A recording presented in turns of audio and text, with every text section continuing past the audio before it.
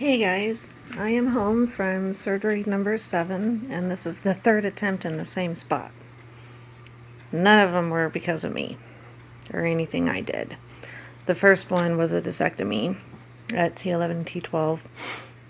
I did ask if I could go straight for a fusion because my first one, which failed, also was at the bottom, the L4, or the very lower part, S5, L1, L1, S5, I can't ever remember them. But anyways, there was actually somebody in a chronic pain group on a different platform that posted about this. And so, again, I wanted to reiterate, when it comes to housework, molehills are a lot easier than, sorry, I missed a call. I'll get that in a second. But molehills are a lot easier than mountains. I am supposed to be up and doing as much as I can. So I'm just attacking the little things at a time, like, this. My husband and I do some stuff on the side, or he does stuff on the side. I just help him when I can. So we actually take donations from people, and plus it gives me clothes that, so I don't have to buy anything because I'm cheap. We planned for 2 incisions. I ended up getting 3. And as long as I'm, getting up and down's the hard part. Once I'm up or down, it ain't that hard. But I wanted to show you guys. I didn't get to keep the stimulator, but that's okay. But I did get souvenirs. And here's my screws that were taken out. You can see that there were 4, so I now have 13 screws in my body. And then there's my bandages. I was cut here, here, and up here. And then make sure you guys are getting it. And then the hospital stay was actually pretty brutal because of this. It was my blood drain to prevent hematoma. For some reason, it's not bothered me in the past, but this time I couldn't lay on it without being nauseated. But I, again, wanted to reiterate, how when it comes to chronic pain, molehills are easier than mountains when it comes to housework. And it's so true. People, if they've reached out, offered you help, don't be afraid to take it.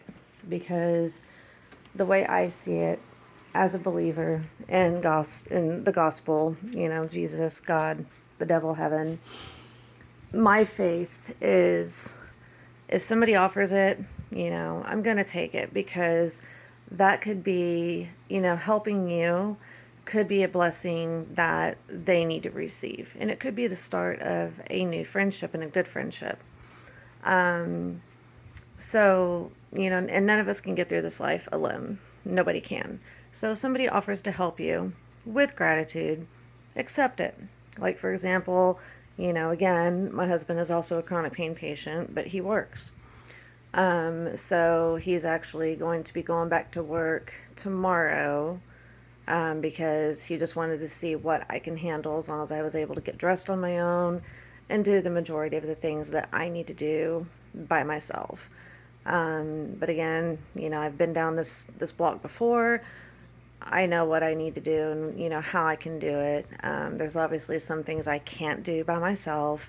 But, I got a lot of respect for him. So anyways, I do have neighbors that are willing to help. And so one of the things that I wanted to, remind you guys, if you're watching this and you struggle with chronic pain and, you can't, there's a lot of stuff that you can't do. Well, obviously my weight limit is very limited right now. But I've got a neighbor who is going to be coming over tomorrow when he's at work and plans to help me and, be with me until I have a family member that's able to come over and help. So again, don't be too proud to take it. Okay, don't. Oh, I just realized that was there. None of us can get, even a healthy person, you can't get through this on your own. You really can't. And, if you are struggling with housework and keeping up with the house, don't stress about it. Okay. If all you can do is one dish, do that one dish. If none of us have 100% every day, even if you're healthy. And if all you have is that 30%, but you gave 100% of that 30%, good job. Keep up the good work, because it's true. Okay. Like, I've got 3 incisions. They're all stapled. And am I going to am I going to be able to take care of this entire basket of laundry? Probably not, but a little at a time. And that's where it really counts, is when you do have offers for help, when those people who don't owe you a thing, nobody owes you anything, nobody has to help you, nobody has to pitch in and do anything for anyone else. Okay. So as long as you're showing that you're giving it all your, like the way I was raised, if someone's helping you, you need to do what you can to help them. So as long as they know that I'm giving it my best and I'm doing what I can do, that help will continue. Okay. And if it doesn't, okay, it doesn't. But it makes it easier for the people who do want to help, willing to help. So, again, the point in these videos is to show the good, the bad, the ugly, and to be raw, obviously within reason, about chronic pain and what chronic pain patients do go through. Most of us only want to show the good side because the bad side is pretty embarrassing, but it's the reality. And there's so many people out there that don't see that ugly side, so they don't think that it's that bad, And again, the only people that you owe answers to are your caretakers or your doctors. Okay, that's it. That's the only people you owe answers to.